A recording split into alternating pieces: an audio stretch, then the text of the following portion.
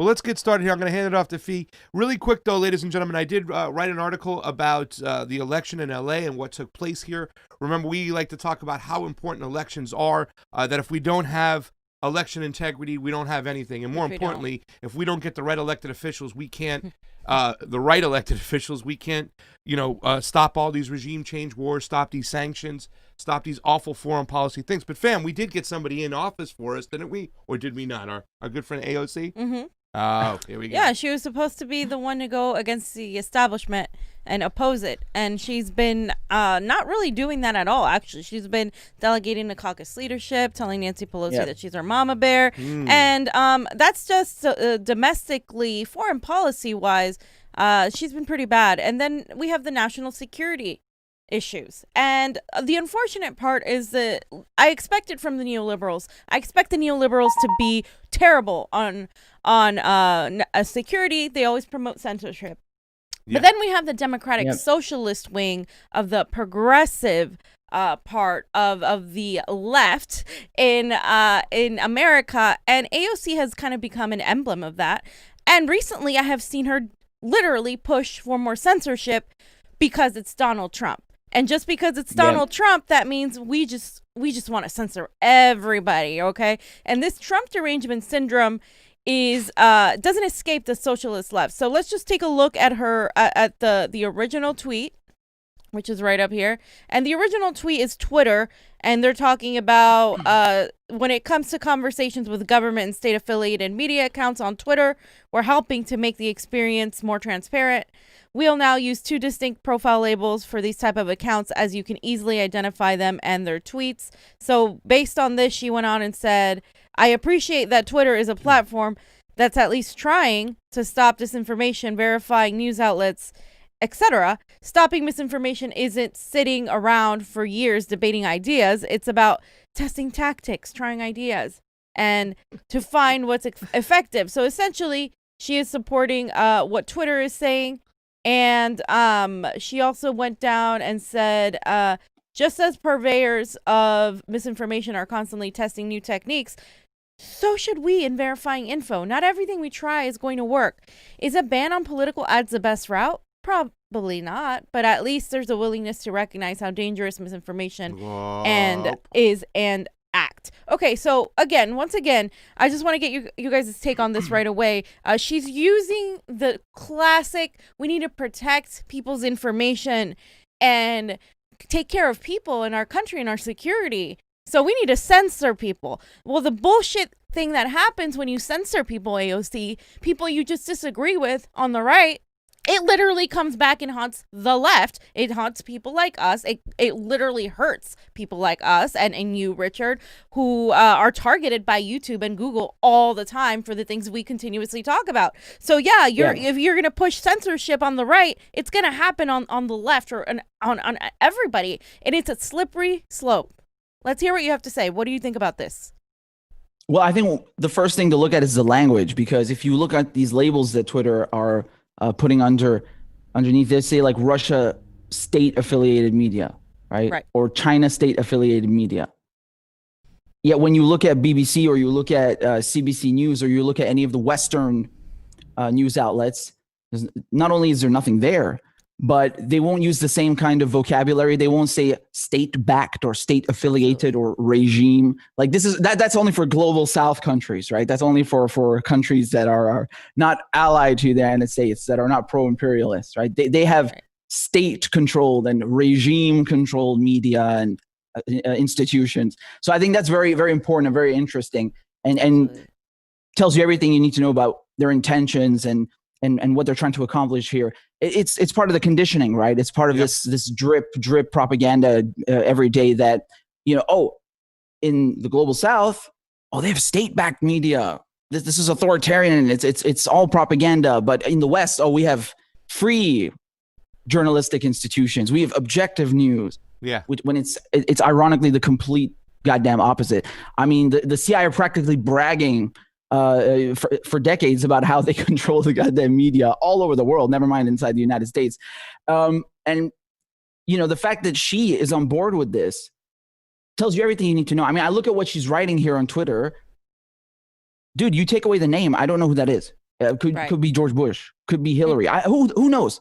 Yeah. You know, this is another pretext that is being used to crap all over journalists and journalistic press, freedoms and integrity. And because they don't want anybody challenging U.S. hegemony, they don't want anybody challenging U.S. imperialism. They can just use this as a kind of like to stamp people with, you see, they're backed by the Russians. And they tried to do this just recently with Rania Khaled, right? So she does a soapbox and in the Now, and they wrote underneath her page on Facebook that she's backed by the Russian state. You know, like you're seeing here, like some kind of Russia state affiliated media or something. Completely baseless, false accusation.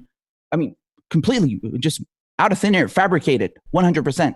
Yeah. And so she's suing them for defamation because of that. And I think that's really important because it's going to benefit all of us as well. Right. You know, if God willing, the outcome is in her favor, because they can't get away with this. Just, you know, labeling journalists that they don't like because they challenge U.S. hegemony and U.S. imperialism as being Russian state backed. I mean, first of all, the xenophobia is unbelievable. As if like anyone allegedly nefarious is automatically Russian. Like the conditioning is crazy. But moreover, how they just use this as a stamp to discredit and delegitimize journalists and people who are not okay with this predatory foreign policy that the United States has been practicing for decades now. It's really disgusting. And you would think that somebody on the so-called left would protest against that. But she ain't on the left, man. Let's not kid ourselves here. She's a fucking crypto neoliberal.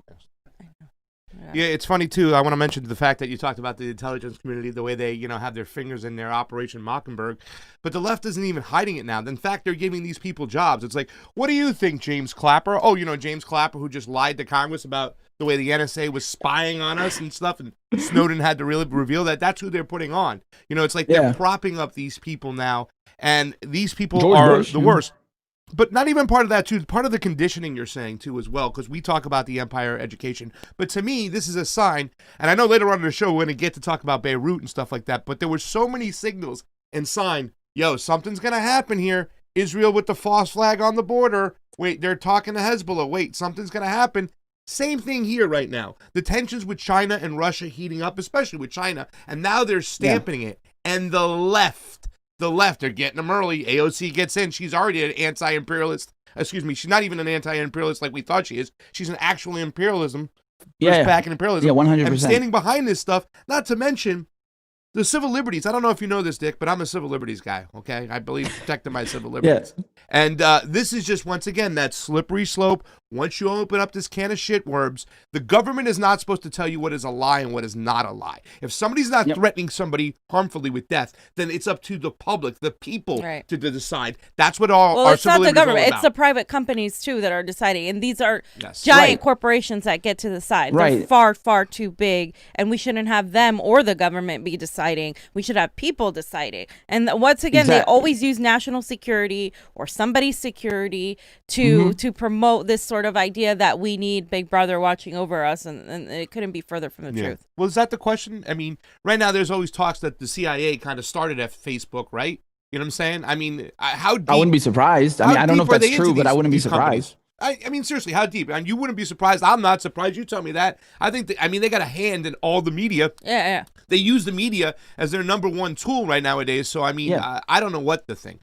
I mean, we know for a fact it's not up for debate that all of these American big tech companies have been complying, cooperating, colluding, no pun intended, with the U.S. intelligence community for years now. Yeah. For years, almost decades, right? Yeah. The revelations from Snowden, from Glenn Greenwald, prove this without a shadow of a doubt. It's undeniable. Yeah. And so there isn't a single one of them, Microsoft, Google, Facebook, that hasn't been working with them. So, I mean, whether willingly or unwillingly, they are one and the same. Yeah. And the fact that they're pushing China is an enemy, meanwhile saying we can't have China with TikTok, get our information. But meanwhile, this is a farce. Facebook takes our information and gives it to Cambridge Analytica, say they got breached, but they gave out millions and millions of people's personal information, their footprint, what they like. Hey, I would rather have China have my information. Some dude in Beijing, what are they going to do? Oh, look at Pasta. He likes to sing and dance and make Italian food. He has my information. I'd rather let them have it than give it up to Microsoft. Jesus. Yeah. So I just want to touch on this real quick because a lot of people get a lot of criticism when we go after the favorite politicians of the left like AOC. And when we go after her, it's not like we're going after her from the right. We're not saying, oh, hey, she's a bartender and she doesn't know what she's talking about. Those are the right-wing arguments that are very like degradable and awful, and we can all agree that they shouldn't be the arguments you use against a politician.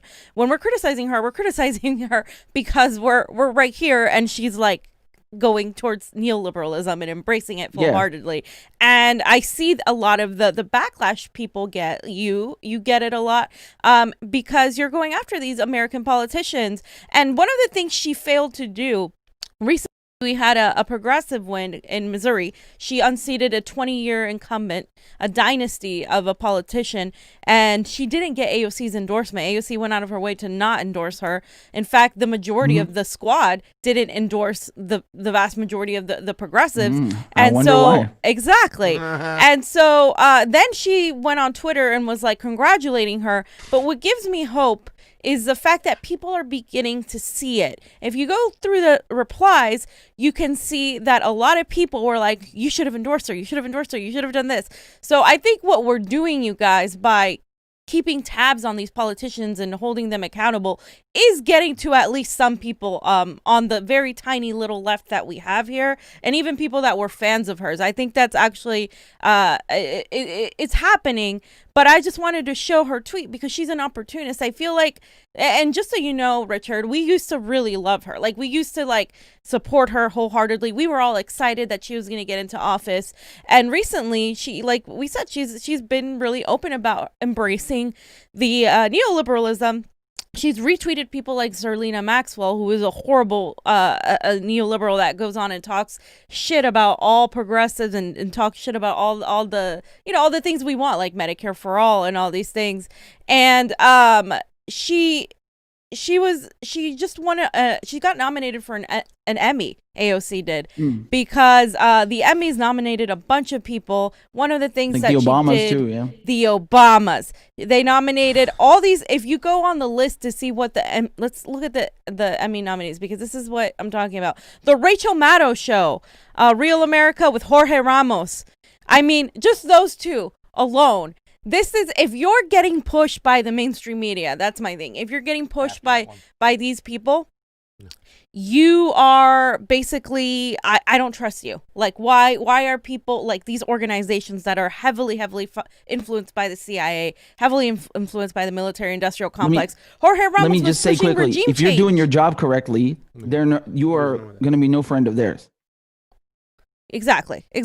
And if you're doing your job correctly, you're going to actually be smeared by them, which is what happens to the vast majority of journalists. So in America, I think, and you can comment on this, we have a problem where we love symbolism. Americans, they eat it up like it's the most delicious thing.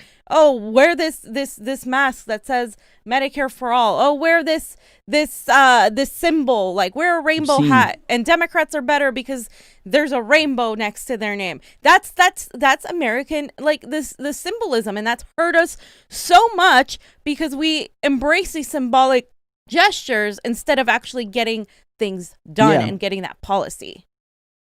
Yeah, it's unreal. I remember that when she put on this mask that said Medicare for all. Like, who asked you for the mask? You were voted to pass legislation that says Medicare for all. Why don't you go and write that on a piece of paper and then get it passed in Congress, not make a mask? And then people are like, oh, but she didn't make that mask. She got it off of someone else. Motherfucker, I don't care where the mask come from, you idiot. I want people to have health care. Are you stupid or something?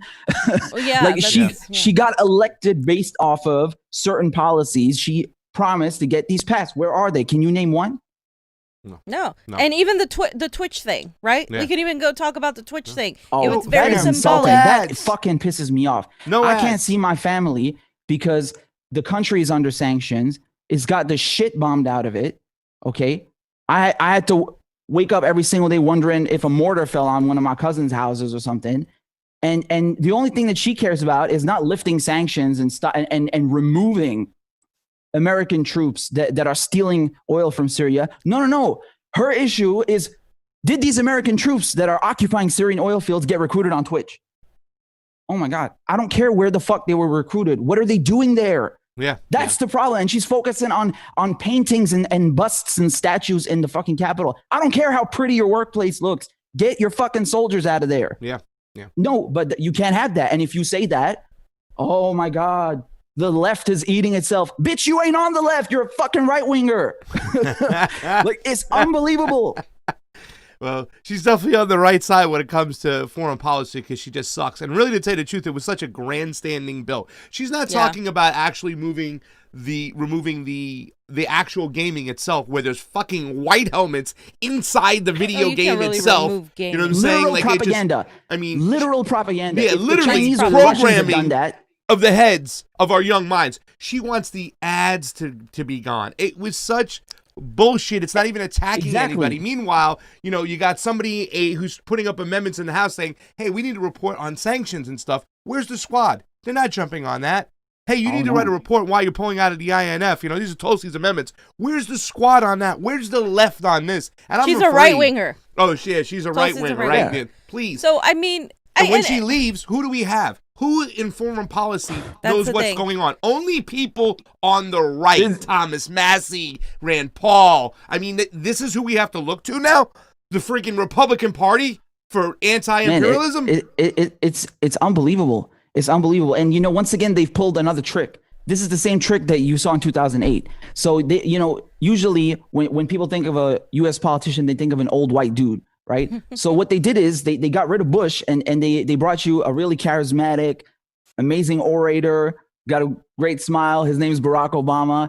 But at the end of the day, his policies no different. And so they did this again now. They got you these really beautiful, intelligent, smart, young women of color to go run for office, making you think that they're going to give you progressive policies, but shit ain't changed. Right. And it's all a facade. It's all the packaging is different. But at the core inside, nothing is changing. Yeah. And is the argument Case in point, we still under occupation. Case in point, you don't have Medicare for all. That may be more dangerous. Tell me what you think. I think it's more dangerous in a way to send somebody a very beautiful package that they're not suspecting is going to have a terrible, terrible bomb inside of it. Exactly. Because it tricks you.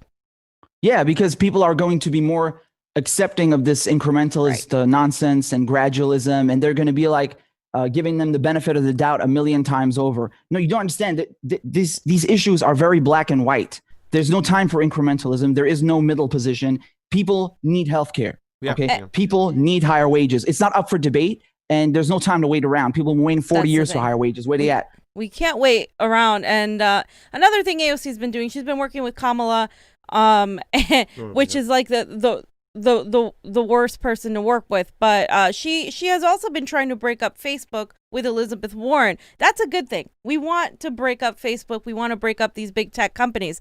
The issue that she's actually doing instead of breaking up Facebook, though, she's once again using it to pivot to the whole, we have to make sure that we can check what these companies are putting. And so once again, the problem when you start putting checks on things, political ads and stuff, that can go to anybody. And so that is, again, a very dangerous thing she's turning around and doing. Zuckerberg. And she's working with Mark Zuckerberg. Exactly. Yeah. I'll go to the mat and fight Warren over a plan to break up Facebook.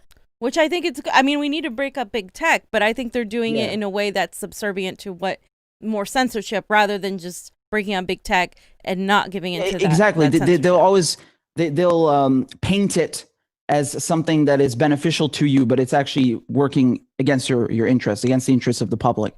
And so they don't actually have any real intention of breaking them up. I mean, Elizabeth Warren, since you brought her up herself, she received donations from Sheryl Sandberg, who's from the top brass over at Facebook. She also received donations from one of the co-founders of Facebook. I mean, why would they donate to someone who wants to break them up? Yeah, right, exactly. I mean, are they that stupid? It's or a red herring. It really is. It's a distraction method. They know it's never going to happen, whatnot, It's like when a Democrat votes against something that they know is going to pass anyways, but they vote just to grandstand. Like we had a situation with Tony Cardenas over here getting foreign policy, like switching sides now out of the blue. Why? Because these bills are going to pass anyways. They know what they're doing. Yeah. It is pure propaganda now that's going on when it comes to the left. I mean, they are really hitting all types of disgusting heights right now. And the fact that it's unbelievable. The reason why we put AOC there, and I just want to get off that, was we put her there to do one thing: to rage against the establishment, to fight them, to rage against this machine, not go ahead and join them. So every single time we see what she's doing, what we see what the squad is doing, the mama bear just sucking on foreign policy, not really giving us any type of good legislation, it just makes me sad, because I remember the Freedom Caucus on the right, when they went in there, they made Boehner and the establishment Republicans cry. They threw Cantor out of office, and then they got Donald Trump in the White House. That's what the Tea Party movement did. We were supposed to have the same thing on the left. Here comes the progressives. We're going to get some bold progressive things. We're going to smash the Democratic Party. We're going to take over. We're going to kick some ass, and we're going to get some help for some young people out there. No. Yeah. And AOC has been there going along, propping up Mama Bear, voting for her, doing nothing. She's too busy raging against the Republicans. Exactly. Yeah. There was no hostile takeover. Nope. There was no hostile takeover. Nope. And I remember distinctly her saying in some coffee shop, I forget where this was, maybe that documentary on Netflix, but before she got elected, I remember her saying that she's ready to do whatever it takes to get these things done, even if it means being a one-term congresswoman. Yeah, right. Where is that? Where is it? Where's that? I don't see the same fire. I don't see the same kind of rhetoric or push. Nothing, man. Look, man, I'm not falling for these tricks. Okay, like I don't owe these politicians anything. I don't owe them any respect, any civility. I don't owe them shit. And so when I see them fooling around, and when I see them tricking and lying to people, and when I see them trying to push this incrementalist nonsense, I will not tolerate that. I don't owe you any fucking thing. Okay. Yeah. I do owe it, though, to speak for people in the Middle East, to speak for people in the global South who don't have the same platform that I've been blessed with, to point out, to show, to expose this incrementalist attitude, this laid back thing. Like, yeah, let's let the war crimes continue. Let the sanctions continue. I will point that out. You're not going to shut me up because you have some kind of fetish or you idolizing politicians. You're not supposed to idolize them. Yeah. They're not rock stars. They're public servants. Treat them as such. Yeah, they're here to serve us, not the other way around. Exactly. The funny thing, too, is like when we started this channel and stuff like that, you say you're using your platform to get it out there. It's like, we're going to get out there and we're going to get a media for the grassroots. We're going to get progressives. We're going to promote them up. You know what I'm saying? She talked about it. We had a fundraiser we were a part of and stuff. So it's like for the AOCs and these new people that we thought would be coming into Congress and be on our side, we were going to be there to interview them because the mainstream media isn't. But instead, they've kind of morphed into the mainstream media. You got guys like Jamal Bauman now coming out who's praising Obama one day. He's a funny one. Bernie's ass saying they would have won if you didn't. But then saying that Joe Biden and him are going to have the they same align. Yeah, alignment. It's like, oh, you really want to align yourself with Joe Biden? Are you kidding me? Yeah. Like, you're not even in office yet, and I'm already done with you. Like, what? You haven't even beat the Republican yet. Exactly. Exactly. And another thing AOC did, by the way, she was pushing the Green New Deal, which is, I think, the minimum thing she should have that we should be getting right now. Then she turned around and is doing a climate equity act with Kamala Harris. Anything attached to Kamala Harris, anything attached to the establishment is going to give you crap. It's going to be like by 2100 we're going to have carbon emissions reduced to like 30%. Meanwhile, everybody is dying everywhere else. Like this incrementalism. Just like the Unity Task Force. Right? The Unity Task Force, she was part of the climate one. She sits down with John Kerry. First of all, what is John Kerry doing here?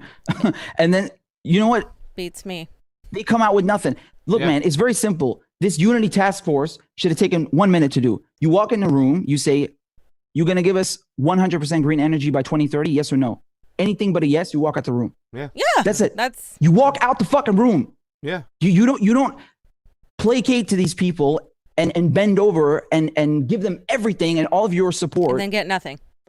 Especially with her influence and her reach. Yeah. And then come out with this half-assed, with this quarter-assed measure. Nothing. That means nothing, because no matter what Joe Biden says, regardless, this guy has been a friend and ally. Right. He has been an agent of big oil his entire career. Yep. Motherfucker invaded Iraq. I mean, that alone is an atrocity in of itself. And now guess who controls all of the Iraqi oil fields? U.S. companies. Yeah. But not to mention, inside the U.S., we know this guy serves the private sector. Who are you kidding here? You can't get no kind of deal from this dude or anyone on his camp. Ridiculous. What a farce. Yeah. If she had any backbone, she would have refused. She would have boycotted those task forces and actually stood for something. Yeah. Yeah, not just her, everybody else. Everybody else. Was of course, definitely. Right? All of them. Because it's like, you're not going to push these politicians left. This is the idea that people think sometimes in the progressive side here. They're like, oh, we're going to push Biden left. We're going to be able to fight him better than we can fight Trump. Oh, you're going to be able to give him the millions of dollars he gets from the defense industry, from big oil. So that's how you're going to push him? Because that's the only way you're going to push Joe Biden anywhere. Maybe they can, since Justice Democrats take super PAC money now. Who knows? Well, you're going to be pushing him in a wheelchair soon because he's so, like, just out of it. Like, Joe, we're going to get you some milk and cookies. Listen, I'm going to say this right now. I'm not voting for Donald Trump, but I just hope that the Democrats and Joe Biden lose so big that it's just so devastating that even the people are like, what the hell are we doing here? Same thing with the Green Party. I hope Howie Hawkins, less than 1%. You know, enough of these movements on the left that are supposed to be, you know, anti-interventionists. Let's get these assholes out of here. And that's the shame about this whole thing, because AOC and this crowd were supposed to be part of that. And I do hate these task force. Like, you know, when Donald Trump got elected, I had a hope. I said, maybe he's not an interventionist. Maybe Bernie will go to him and get an infrastructure deal. But instead of doing that, you know, and actually going to the people and saying, hey, you're in charge. We know this. We want to get shit done. Let's work together. They just drew a line in the sand and said, he's evil, he's terrible, he's nothing, he's crap, he's boom, boom, boom, boom, boom. And that's their whole plan. We're still not going to give you anything that's just that guy's crap. And it hasn't stopped since 2016, since he took office. Instead of changing and actually giving the people something and blowing these fucking neocons out of the water, these assholes, you become an asshole neocon yourself in the Democratic Party. Pooh. That's it. That's it, man. And actually, I recall when the debates were taking place in the Republican Party, Donald Trump was actually the furthest to the left on foreign policy, right? He actually was preaching anti-interventionism. And I recall him go on morning shows as well and saying, like, why is Barack Obama giving logistics to rebels in Syria? We don't know who these people are. Maybe they're terrorists. They have links to terrorist groups. I was like, damn, motherfucker knows what he's talking about. I'm shocked. And then he gets in office and no, it's the same bullshit. It's the same old war machine going again. But you would think that Democrats would oppose him on these things and call him out for lying about these things and try to come at him from the left. No. They want to go after fairy tales like Russiagate. They want to go after him about racism when they themselves are fucking racist and have done nothing for people of color and African Americans and people in the global South. These people are all playing on the same team and making a fool out of everybody. Yeah, they can't self-incriminate. So, because if they go after Donald Trump for that, they have to go after themselves. And just to wrap this part up so we can get on to Beirut, Max Blumenthal pretty much called him out. When AOC did this, he basically pointed out what you said. No Western state media has been labeled by Twitter. Only outlets backed by the evil have. This isn't about fighting disinformation. It's about the U.S. national security state suppressing counter-hegemonic media. 100%.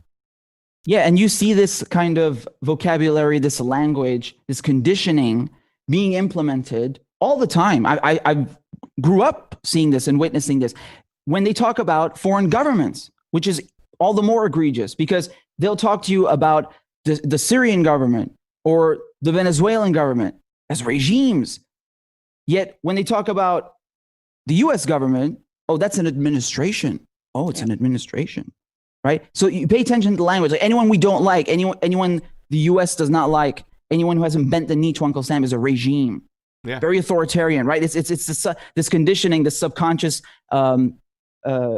trying to imply subconsciously that these governments are authoritarian by default, as if there are no surveillance states or police states in the West. Yeah. And they always attack their elections. The irony. They always attack the elections. We need to bring these countries free and fair elections. Right. Well, you know what? I wrote a little article about how we don't have free and fair elections over here, and we witnessed it right away. And it is kind of ironic because you look at things like in Venezuela, the Jimmy Carter Institute saying, yo, these are one of the best elections in the world. Then what are some of the most fairest ones? We know the OAS was just putting up bullshit to get, to make everybody look the whole, like, Evo Morales was some evil person. That was the mindset. Let's make him look awful and stuff like that. And then the New York Times come out with like, oh, oops, we crunched the numbers and turns out maybe it wasn't illegitimate. What do you mean you crunched the numbers 6 months late? Do your fucking jobs. You call yourselves the most prized journalistic establishment on the planet, then act like it. They're doing their jobs. Same thing with the Iraq War. They did the same thing with the Iraq War. They let Condoleezza Rice write op-eds about how we need to get rid of Saddam's WMDs. We got to go in there, and they beat the fucking war drums. And then they come out after Iraq has been invaded with like, oh, we weren't as vigilant as we should have been. People are dead. What the fuck are you talking about? Gone. I don't accept your apology. I reject it. Screw you. Yeah. This is unacceptable. Yeah. Either do your job and then publish the stuff that you found, or shut your goddamn mouth and stop getting people killed. Yeah. Unreal. Yeah. These people say that they're the counterweight and they're the fourth branch of a democracy. Hell no. They're working with the military-industrial complex. 100% complicit. Yep. Yeah. They're doing their jobs very well criminals. For the military-industrial complex. They're doing that's their job now. The fourth estate is dead. It is not about it. We are the only ones left here. We are the only ones keeping anybody accountable. The independent media, because their jobs right now is to just be subservient to the state narrative and the propaganda and the empire education that we talk about. That's it. That's their job, and they're doing a wonderful job of it now. But that's why it's so important to support independent media and what we're talking about, because we get shut down all the time. I know you do. I know they shut you down.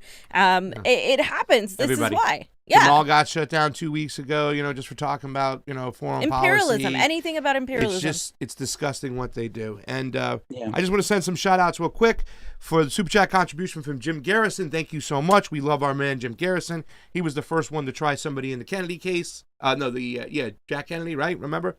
In Nolens. I also want to say thank you, Super Chat contribution from William Bustos. It is always appreciated on the couch. I've said it once and I'll say it a bunch of times. AOC is a traitor. By the way, I just got here responding to the headline.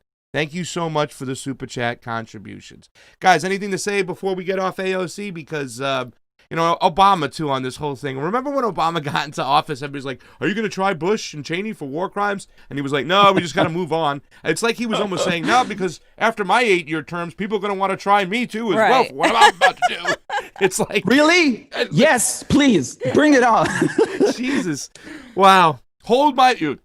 Bush was a war crime. He just destroyed the Middle East. Obama, hold my beer. Terrible. Oh, for real. Can we go with this one right here? No, you can just show the tweet, Johnny. I don't need to read it, but I basically was just reiterating what we said. And just the bottom line, a lot of the Democratic Socialist left has dismissed the civil liberties and imperialism, which we're going to talk about that in 1 second, but they're easily co-opted with the symbolism and with trying to work with the warmongering neoliberals, thinking that they can reform something, but they end up getting reform themselves. They end up falling right in line with the empire narrative. So they're very smart marketing. They've worked this out that if they push candidates that are young women or they're people of color, then they're immune from criticism. And if you open your mouth about them, you're being misogynistic. Hey, I don't care that we bombed your country. You're a misogynist.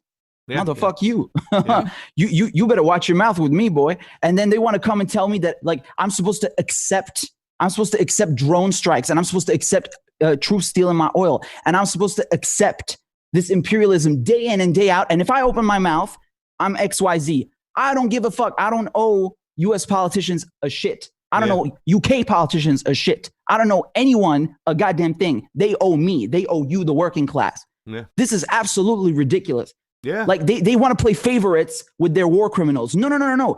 You can't say that healthcare is a human right, which it is, but then you don't give Palestinians their human rights and people in the global south their human rights.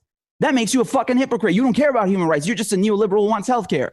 Yeah. You want to come and play this game with me? Yeah. It's unbelievable, man. They want you to be oppressed. They want you to live under military occupation and fear. And then if you open your mouth, we don't like your tone. Oh yeah. I don't like the words you used. Yeah. Let me tell you something, Rich. Dr. Cornel West was on this show. He said he had a hard time when he was criticizing Obama and stuff like that he was getting yelled at. But let me tell you something. It took me a year before I could really come out and just openly criticize Obama, because being a white man, what are you doing? You're criticizing, you know what I'm saying? Because there was a lot of racist rhetoric from the Republicans. But I'm like, I'm a Democrat on the left over here at the time. I don't call myself a Democrat anymore. But, I'm on the left. I'm criticizing him about his imperialism and stuff. Oh, shut up, you racist son of a bitch. Just another white man criticizing Obama. It's like, here we go. They've actually weaponized it, so you cannot criticize about. Exactly. Like for example, the latest video that I did about Jamal Bowman, about his policy on Palestine. Like, dude, no one even checks it. No one even bothers to look. No one even bothers to analyze and dissect what he said. The guy openly comes out and says, I oppose BDS. Yeah. What? So you support genocide? And everyone, no one gives a shit. No one gives a shit. And you know, it's the same thing with all these other progressives or Justice Democrats. You know, they think that, oh, these are young people. They're millennials, and they talk a good talk, right? They talk the talk. They're very charismatic. And on top of it, they're from minorities, right? They're either Muslim maybe or women of color or whatever. And so like that automatically means that they have good policies. No, it doesn't. Man, you got to understand something. The religion, the race, the class of the oppressor does not matter. It's still oppression. And if you reject that, and if you turn a blind eye on purpose, and you try to silence people who call that out, that makes you complicit, man. Stop idolizing these people and trying to defend their bad behavior. It's not okay. Yeah, like people are fucking dying because of this stuff. That's not an overstatement. That's an understatement, man. They're going through even worse. People living in fear their entire lives, going through torture. Like this is really egregious, having to reiterate and explain this a million times over. Yeah. You know what I'm saying? Yeah. And Bauman too the other day was like, I challenge people not to take PAC money. I challenge other candidates not to take PAC money. Don't do it. I'm like, you were just praising you got Obama's freaking endorsement the other day, and the guy took more Wall Street money than any president before him. And you're gonna sit there and listen, a lot of people will always criticize the fact that Donald Trump talks on a third grade level. Oh, Donald Trump is just getting the stupid people to vote for him, and that's it. And he's race baiting, and he's just talking on a small lower grade level. I said, what the shit are the Democrats doing? They're doing the same thing. You know, they're being so hypocritical with every word they speak, just hoping that a lot of people won't recognize, or they're too consumed to do the work and find out what's going on. You know what I'm saying? Because I do have to give it up for my people over here. You know what I'm saying? There's a lot of people across America that work their ass off. They're consumed because they're going to work 2-3 jobs. It's just not being consumed by the Kardashians or other stupid stuff, or, you know, dumb shows that they watch and whatnot. It's a lot to do with the fact that they really economically stress people out over here, so they don't pay attention. Like, in other words, when you look at a lot of polls, only 14% of people really care about foreign policy. That's not good. That's not good at all, because the president's most power is in foreign policy. That's where they can make the biggest difference. That's where we spend all our money. And it is one of the most racist things we can do, going around bombing people in indigenous lands. Thank you. The most economically wasteful thing we can do. That's why we can't have nice things, Karen. But America doesn't care because it's not right in front of your backyard. It's not right here.